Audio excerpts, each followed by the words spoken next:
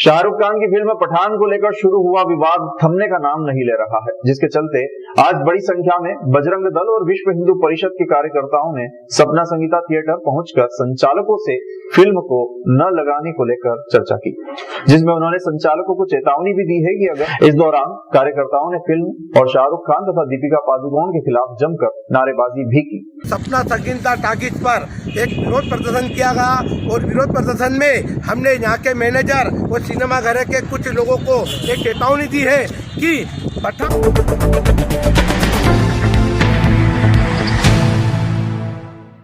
कड़कती ठंड का असर मध्य प्रदेश की आर्थिक राजधानी में भी देखने को मिल रहा है। कड़कड़ाती ठंड में देर रात 45 वर्षीय व्यक्ति की मौत हो गई। सूचना पर पुलिस ने मृत कायम कर शव को पीएम के लिए एनवाय अस्पताल भिजवाया है।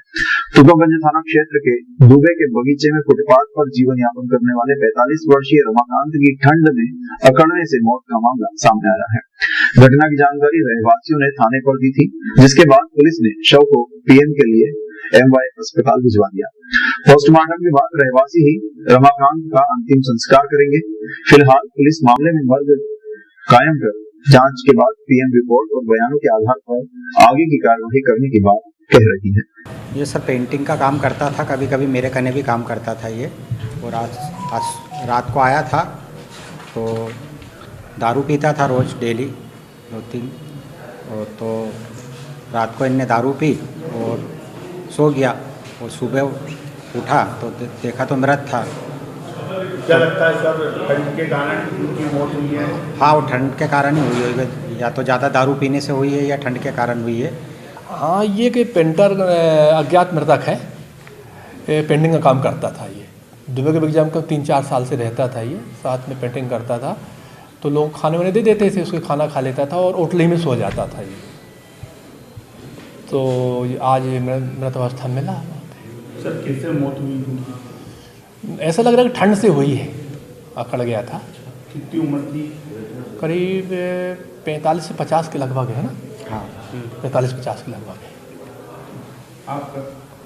आपका ना राकेश सिंह परिहार, थाना तुकोगंज।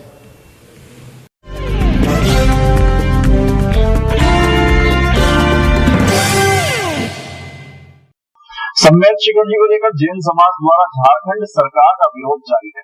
रिगल चौराहे पर बड़ी संख्या में एकत्रित होकर जैन समाज के लोगों ने इसका विरोध जताया। विरोध प्रदर्शन में सांसद और विधायक भी मौजूद रहे।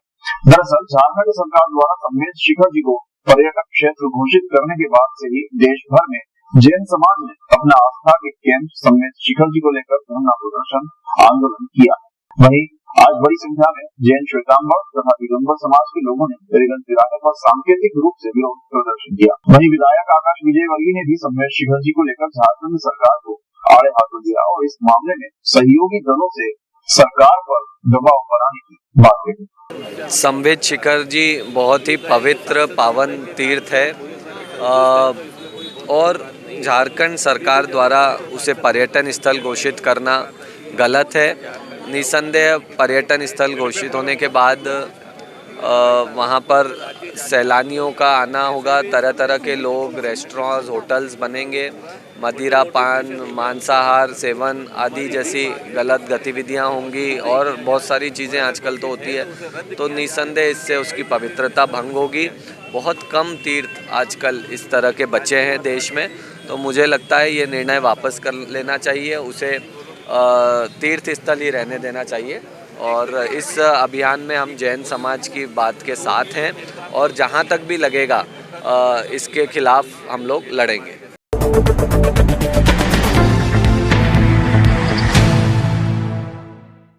पतंगबाजी का शौक अब जानलेवा बनता जा रहा है। कहीं चाइना डोर जिंदगी की डोर काट जान ले रही है, तो वहीं आज इंदौर में छत पर पतंग उड़ाते वक्त हाई टेंशन लाइट की चपेट में आने से एक 12 वर्षीय बच्चे की मौत हो गई। दरअसल मामला इंदौर के आजाद नगर थाना क्षेत्र के विराट नगर का है, जहां रहने वाले 12 वर्षीय पीयूष पिता राकेश घर की छत पर पतंग उड़ाने के दौरान हाई टेंशन लाइट की चपेट में आ गया। घटना की सूचना जैसे ही परिजनों को मिली तो वो तत्काल उसे लेकर एक निजी अस्पताल पहुंचे, जहां 3 दिनों तक चले इलाज के बाद आखिरकार पीयूष ने दम तोड़ दिया। वहीं अब पूरे मामले में पुलिस ने मर्ग कायम कर शव को पीएम के लिए भिजवाया है।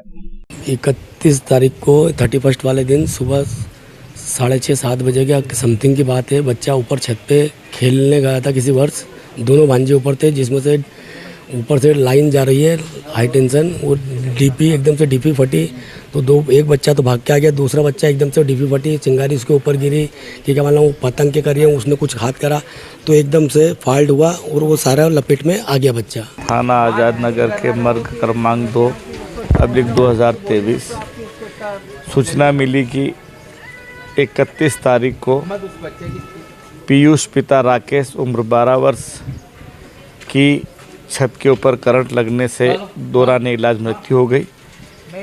विवेचना जारी है, पीएम कराने आया। क्या कर रहा था बच्चा, किसका? ऊपर पतंग उड़ाने गया था, ये पता चला अभी तक।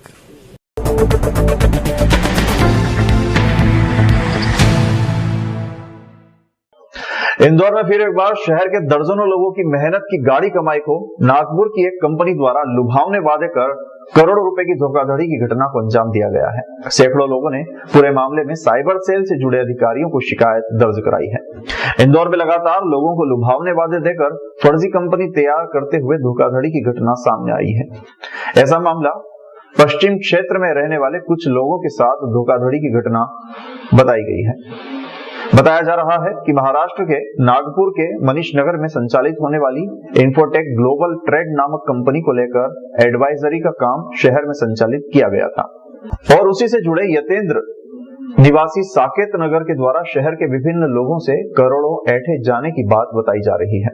लोगों को कंपनी में रुपए लगाकर अच्छा लाभ देने के वादे किए गए थे, लेकिन कुछ दिनों तक तो लाभ दिया गया और अचानक से जब लाभ बंद हो गया तो रुपए लगाने वाले लोगों ने कंपनी के संचालकों से संपर्क किया तो लोगों को धमकाया जाने लगा, जिसके बाद तमाम लोगों ने साइबर अधिकारी से संपर्क कर शिकायत की है।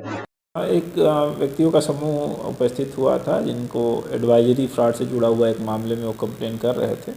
उनका आवेदन लिया गया है और परीक्षण के लिए भेजा गया है। अब परीक्षण उपरांत जो भी उसमें तथ्य आएंगे उससे सख्त मैदानी कार्रवाई की जाएगी। सर बता दें नागपुर का रहने वाला व्यक्ति है और उनके द्वारा की गई, इनके द्वारा जो आवेदन प्रस्तुत किया गया है उस आवेदन में जो चीज़ें उल्लेखित की गई हैं उन सभी का परीक्षण किया जा रहा है। उसमें जो भी आगे वैधानिक कार्रवाई बनेगी की जाएगी। प्रकरण अभी इनका आवेदन जांच में है। जांच उपरांत तथ्य आएगा, उसमें FIR होती है, फिर जो आगे की वैधानिक कार्रवाई होती है वो सभी कार्रवाई की जाएगी।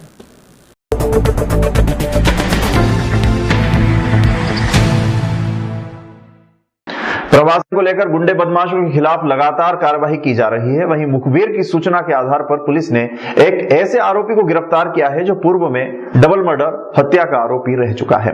वो फिर से हत्या की फिराक में घूम रहा था, जिसे पुलिस ने चाकू सहित गिरफ्तार किया है। दरअसल छतरीपुरा पुलिस को मुखबिर से सूचना मिली थी कि गोलू राव नामक आरोपी, जिस पर पूर्व में डबल हत्या का आरोप था, वो फिर से हत्या करने के उद्देश्य को लेकर घूम रहा था, जिसे पुलिस ने घेराबंदी कर आरोपी को पकड़ा, जिसकी तलाशी लेने पर उसके पास से एक धारदार चाकू भी बरामद किया गया है। पकड़े गए आरोपी गोलू राव पर पुलिस ने प्रतिबंधात्मक कार्रवाई की है। ये पूर्व में भी डबल मर्डर का आरोपी रहा है और इसके बारे में लगातार सूचना मिल रही थी कि ये हत्या के प्रयोजन से अपराध करने के लिए घूम रहा है। तो सूचना के आधार पर हमारे द्वारा इसको पकड़ा गया है और इसके पास से एक चाकू बरामद हुआ है और प्रतिबंधात्मक कार्रवाई की जा रही है।